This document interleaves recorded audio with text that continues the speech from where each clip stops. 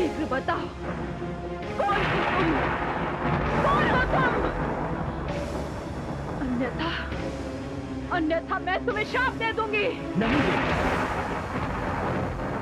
ऐसा अनर्थ मत कीजिए।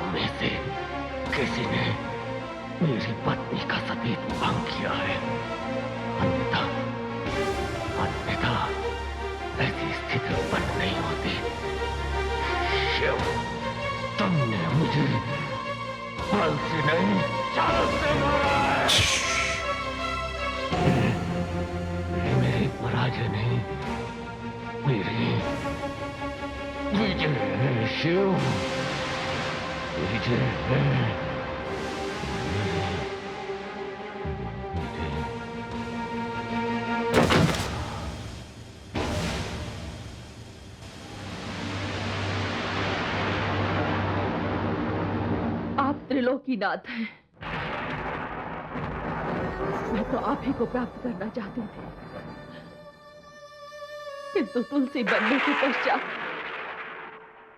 मेरे भाग्य में शंखचूड़ ही लिखे थे।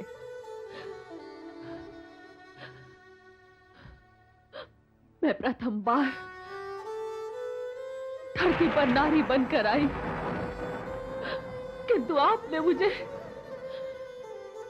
धरती की नारी के नियम भी नहीं निभाने दिए।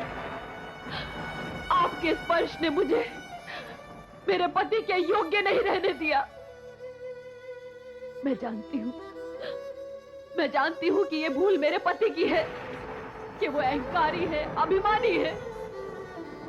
उन्होंने क्या मानव, क्या देवता, किसी को नहीं छोड़ा, किंतु दंड तो उन्हें मिलना था। मेरा क्या दोष था? आपके कारण मेरे पति शंखचूड़ का वध होगा, किंतु वैधव्य का दोष तो मुझे लगेगा। महादेवी, वास्तव में तो मैं आपका पति हूं। हम दोनों तो अनंत काल से पति पत्नी हैं। आपका शंखचूड़ की पत्नी होना उस शाप का परिणाम है जो देवी सरस्वती ने आपको दिया था, और आपको शाप से मुक्त करने के लिए मुझे अपने हृदय पर पत्थर रखकर यह अनुचित व्यवहार करना पड़ा। आपने जो कुछ किया वो मेरी लक्ष्मी रूप की मूर्ति के लिए किया, किंतु तुलसी के रूप में तो मैं शंखचूड़ की पत्नी हूं। इसलिए मैं आपको श्राप देती हूं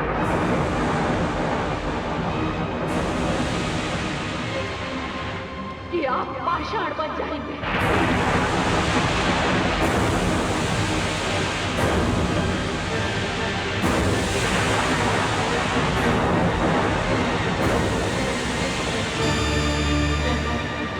रुकिए देवी, रुकिए। यदि विष्णु पाषाण हो गए तो संसार का पालन पोषण कौन करेगा? नहीं देवी, ऐसा अनर्थ ना कीजिए। अपना शाप वापस ले लीजिए। नहीं ब्रह्मा जी, धनुष से निकला हुआ तीर वापस नहीं आ सकता।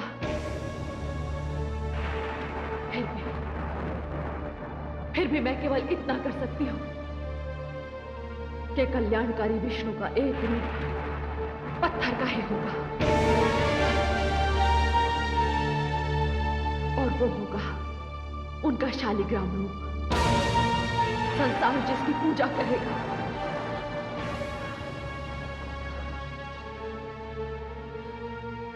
अब तो मैं ये शरीर त्याग सकती हूं। देवी, मैं आपको एक वरदान देता हूं। त्यागने के पश्चात आपका यह शरीर गंडकी नदी में परिवर्तित हो जाएगा और आपके केशों से उत्पन्न होगी तुलसी। जिस घर में तुलसी होगी उस घर में लक्ष्मी का वास होगा और उस घर से रोग और व्याधियां सदा के लिए दूर हो जाएंगी और वहां का वातावरण पावन हो जाएगा। धन्यवाद है नारायण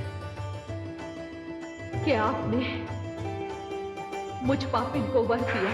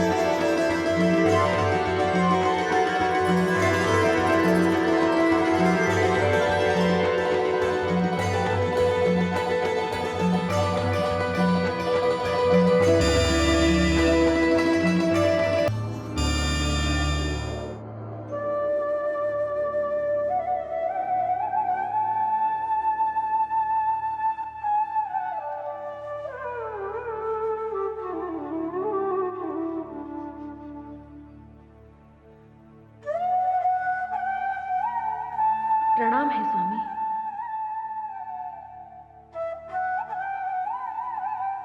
आइए महादेवी, आइए।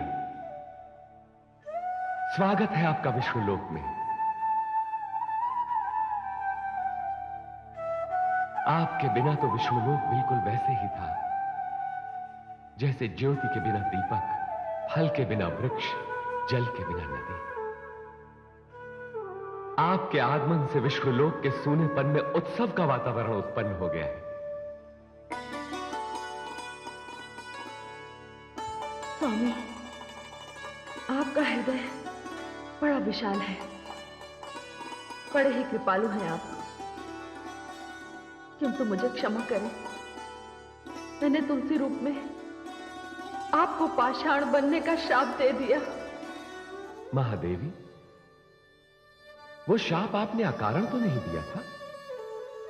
मैंने शंखचूड़ बनकर तुलसी रूप में आपके शरीर को स्पर्श किया था, जिससे आपके सतीत्व पर आंच आई। महादेवी, भले ही ये कार्य मैंने मानवों और देवताओं के कल्याण हेतु तथा भगवान शिव और ब्रह्मा जी की मर्यादा की रक्षा हेतु किया था, पर यह कार्य था तो निकृष्ट। आपने तो मुझे शाप देकर यह सिद्ध कर दिया कि ईश्वरत्व भी ईश्वरीय नियमों से मुक्त नहीं है। हे महादेवी, यह आपके शाप का ही परिणाम है कि मेरा शालिग्राम रूप पृथ्वी पर सदा के लिए बना रहेगा और घर घर में उसकी पूजा होगी। स्वामी, आपने मेरे श्राप को भी वरदान बना दिया। मैं धन्य हो गई स्वामी। हे नारायण, हे वासुदेव, मेरी मुक्ति तो हो गई, किंतु मुझे खेद है कि देवी सरस्वती अब भी धरती पर हैं। हां देवी, यह अत्यंत खेद की बात है। दो महाशक्तियों को अपनी शक्ति को विवाद का कारण नहीं बनाना चाहिए। श्रेष्ठता के इस युद्ध में कोई भी एक दूसरे से श्रेष्ठ नहीं।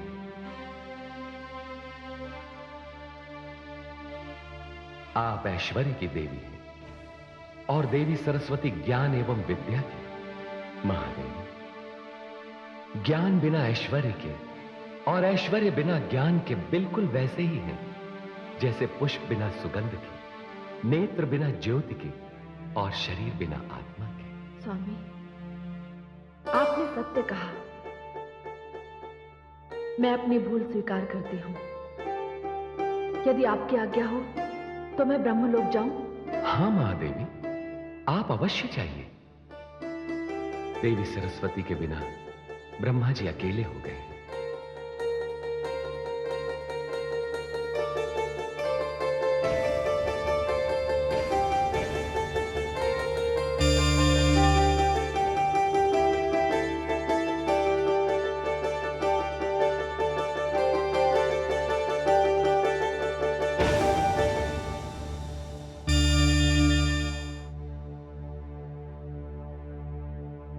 प्रणाम है भाग्य विधाता।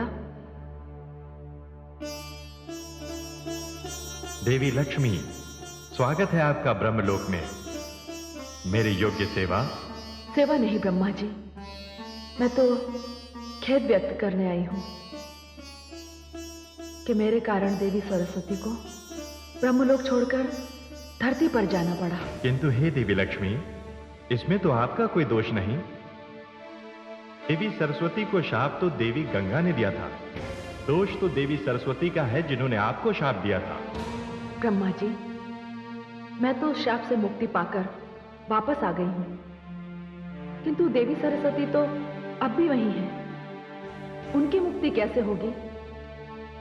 ब्रह्मा जी, आप भाग्य विधाता हैं। उनका भाग्य भी तो आप ही ने लिखा है। हाँ, उनका भाग्य भी मैंने ही लिखा है, किंतु क्या लिखा है यह आपको नहीं बताऊंगा। भविष्य का ज्ञान भविष्य में ही हो तो अच्छा है। हाँ, इतना बता सकता हूं कि शाप की उस घटना की रचयिता स्वयं देवी भुवनेश्वरी हैं। किंतु आप चिंता न करें देवी, जिस प्रकार आप अपने शाप से मुक्त हो गई, देवी सरस्वती भी शाप से मुक्त हो जाएंगी। कब और कैसे, ये तो देवी भुवनेश्वरी की माया ही जाने।